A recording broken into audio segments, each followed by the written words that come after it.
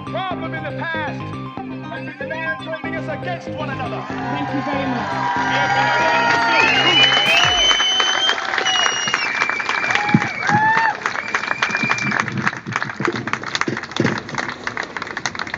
Thank you so much.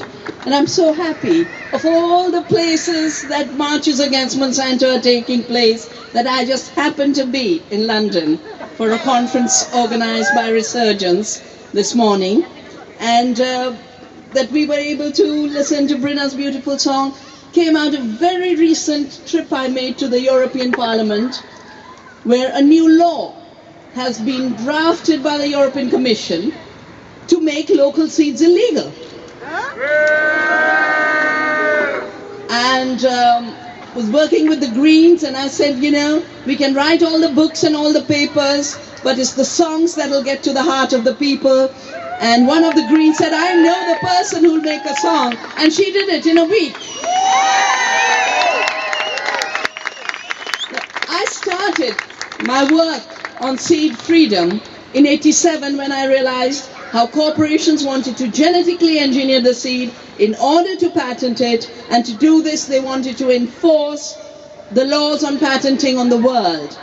Monsanto admitted it wrote the intellectual property rights law of World Trade Organization, a law that allows Monsanto to pretend they are inventors of seed, owners of seed, and therefore can collect royalties. It was drafted by Monsanto. So many of the laws that should be written by the people, for the people, through representatives that come to these amazing buildings, are being written by Monsanto. I think you will all have to deal with this European law, and now onwards, please start visiting seedfreedom.eu, where there's a petition which the European parliamentarians and Navdani have drafted, to just let the European Commission know that there might be 80 lobbyists in Brussels, but our seeds will belong to our gardens and our hearts.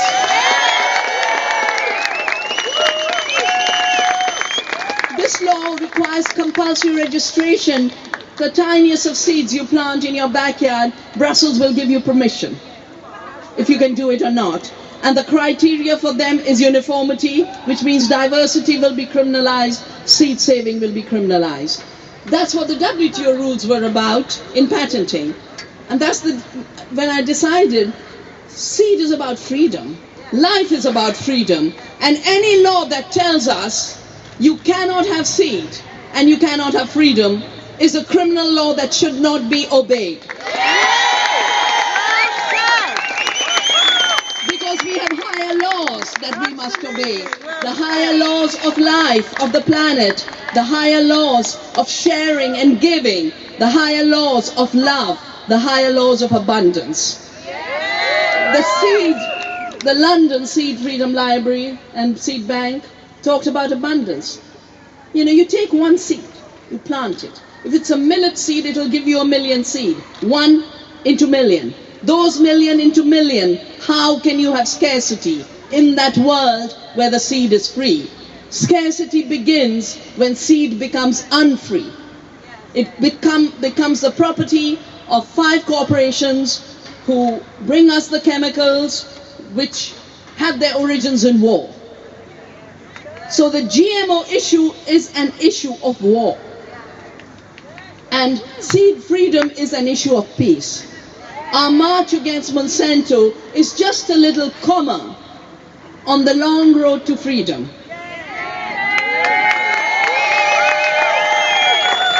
And that long road to freedom begins by the recognition that sadly neither the government of the UK nor the parliamentarians of the UK realize that the GMO emperor has no clothes. They said they feed the world, the yields have gone down. It used to be 1,200 kilograms per hectare of cotton before the BT cotton. It has dropped to 500 kilograms after BT cotton. And they keep talking about a miracle in India. They've pushed more than 284,000 farmers to suicide since Monsanto came into India to control the seed sector. It's a genocide, I'll say it again and again and again. And they can plant every false story in the press and even in scientific journals, but reality is what will tell the real story of seed. And we are liberating the farmers by liberating the seed.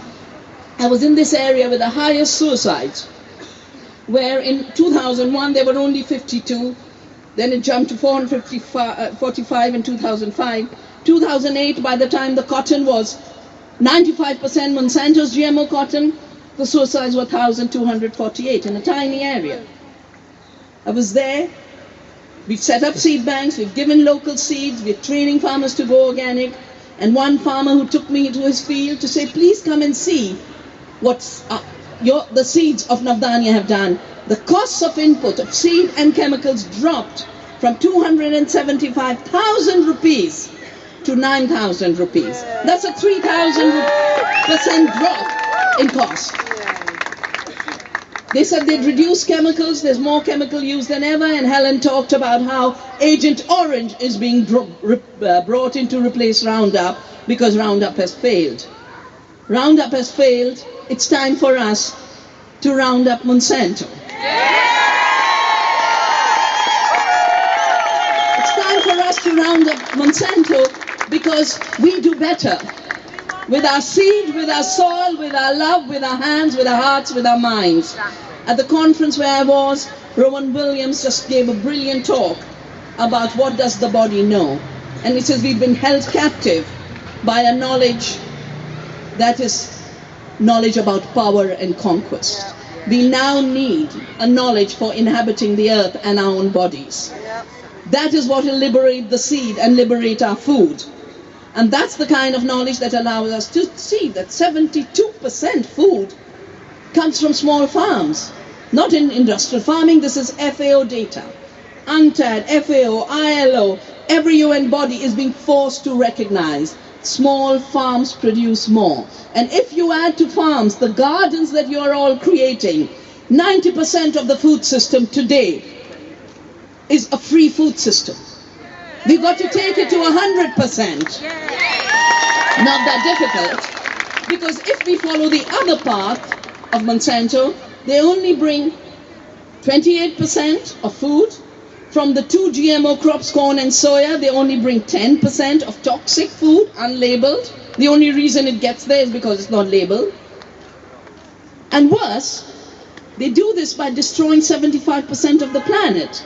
If we allow them to increase even to 15, 20% more, the entire planet will be devastated. The planet cannot afford to have a fictitious person, a corporation called Monsanto, on it. We need real people with real love and real solidarity, and that is what we have to build over the next year. We just had a small meeting of some of us who are very concerned with what's happening. And of course the biggest concern is our governments have been hijacked by Monsanto. So reclaiming democracy is the first step. And we do it first by planting our own seeds, planting our own gardens. Next step, if they say you can't do it, they have to remember Gandhi, who told the British, well, first he told the regime in South Africa, which said, register your identity. He said, we are free citizens. We will not be divided by race. It was 9/11/1906. In India, he told the British, who wanted to monopolize salt, he said, the sea gives it for free. We need it for our survival. We will make our own salt. We will not obey your law. We say the same for seed. Evolution has given it. Our ancestors have given it. Farmers have given the seed for free. We have to keep it free for future generations.